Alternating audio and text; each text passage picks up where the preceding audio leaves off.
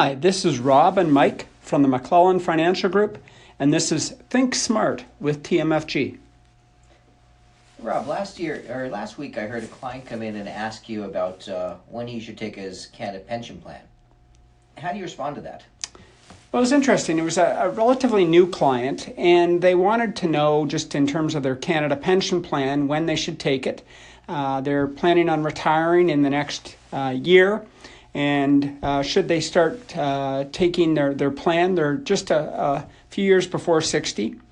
And they also wondered about the old age security pension, when they should take that, and they were worried about clawback, etc.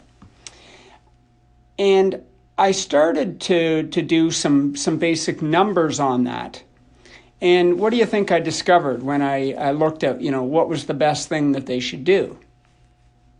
Well, probably numerically it's going to say take it later, because I know they changed around the plan, so now it's about, I think it's 0.6% per month that gets deducted if you take it earlier, and gets added on if you take it later.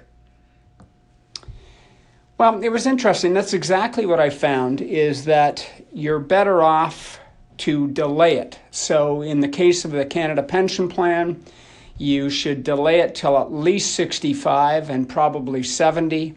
For OAS, you are better to delay it to 70. And what it helped to do is guarantee a future higher income later on, when you may be in a position of running out of money at, say, age 85 or age 90. So it helped to eliminate that risk. But I thought, quantitatively, that's the right answer, but qualitatively, is it the right answer? So have you experienced what I have in terms of, if I look at the different clients that I work with, I think we need to incorporate some spending changes in terms of their plans, especially for those who retire at 60 or 65, in terms of their travel budget and a few other things. What have you experienced in that area? Definitely we see a fall off in travel from age 75 to 80. After 80, trips generally become more domestic, I find. Traveling out of country becomes more of an issue, insurance becomes an issue, and these things really stunt the travel. I find during the early years, people who retire early, let's say retire at 60 years old, will generally go through a pretty heavy travel budget. Usually people who want to travel, want to retire that early, one of their main goals is generally travel. And a lot of times they'll do all those trips they want to do, around the world trips. They want to go see Asia, they want to go see Australia, they want to go to trips to Antarctic and Arctic, and just different areas like that they want to see. Not only that, they're tending not to go for just a week. They're often going for weeks or months at a time. So, if we looked at our planning and we said, they typically thought they would have a $20,000 a year travel budget, maybe in that 60 to 65, it needs to be, 150% of that, or $30,000 a year. And then it probably trends down once they're 65 to 70 to maybe, 125%, down to $25,000 a year, and so on. Would you stop the travel budget at 80? Do you think that's probably a reasonable expectation? I think you still need something in after 80. There are still trips. People from 80 to 85 are able to do some travel. They'll go to family events. They'll have grandkids in the States. They'll go to a wedding. They'll do things like that. So that's still in there a bit. After 85, it becomes very hindered to travel. But prior to 85, there's still a bit. But again, it's much less than they have in their 60s and 70s. So let's look at a couple of other expenses that clients face in retirement. Cars is always an interesting one. In my early days of doing financial plans, I would, ask the client how often they would replace a car and what would the average purchase price of a new car be, less whatever they got for their used car. And so often we'd use a number of $50,000 a year.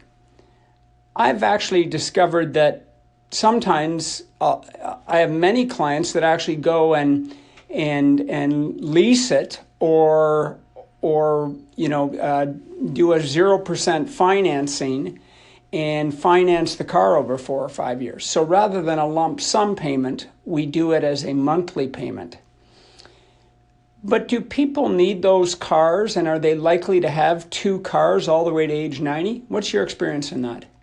Well, the one thing I think is true is the new car syndrome is a luxury for working people.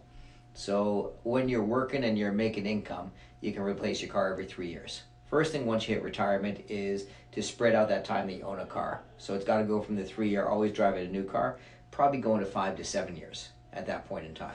So it stretches out that car expense quite a bit. People run 2 cars generally through their 60s and through their 70s. Once we start getting into late 70s and 80s, many couples will cut back to 1 car. And so that's a definite cut in expenses. Also, the amount of distance they travel gets cut down quite a bit. So I have a lot of clients in their 80s with cars that are 5 years old with 18,000 kilometers on them. So there's a lot of those around with people that just don't drive them very much. And once you're 85 or so, you probably won't be buying many new cars. That's what I've found. Even after 80, I rarely see clients will make this step and get a new car. A, they're comfortable with the one they have. B, you're right, it has typically low mileage, and they just don't want to try and learn all the new technology, especially with the changes that are taking place today.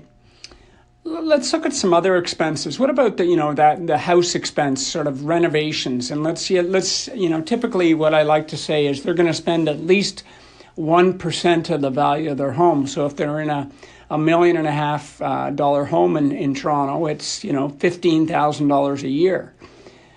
Do you keep that expense at $15,000 all the way through retirement? Well, it's funny, we say 1% because people will argue with 2%, but in reality I find it, if you look at it over time, it gets closer to 2%. When you look at all the expenses people have to put in, you have to include things like painting your house. You have to include things like redoing your floors, putting new carpets in, do landscaping. There's some big expenses other than just the furnaces, refrigerators, and roofs and things like that. There's a lot of real big expenses that go with houses. So yeah, you have to be at least 1% to 2%. I find that remains pretty consistent. Probably as soon as that starts to go down, it's a good signal that someone should think about leaving their house, is what we find. Once people do hit their 80s, sometimes they do stop spending that money on their house. But that's at the point where they should probably consider a new housing alternative. Yeah, definitely. I mean, one of the things you see is people just stop the upkeep, right? Yeah. They don't have the time, the energy. They don't want to bring someone into their house to work at their house for, a month or whatever it takes to get the job done. It's one of those signals we see. And when people ask when it's time to leave their house, these are signals that we see that mean it's about time for people to change the property they're in. If they stop maintaining their property, they stop putting money into it. And the reality of the new housing market we're in today, it's not like it was 2 years ago. Your house used to sell based on your postal code. No one looked at houses. As the housing market gets more tight, people want a house in decent condition. Absolutely. So let's go back to, the question about Canada Pension Plan. Should you take it early?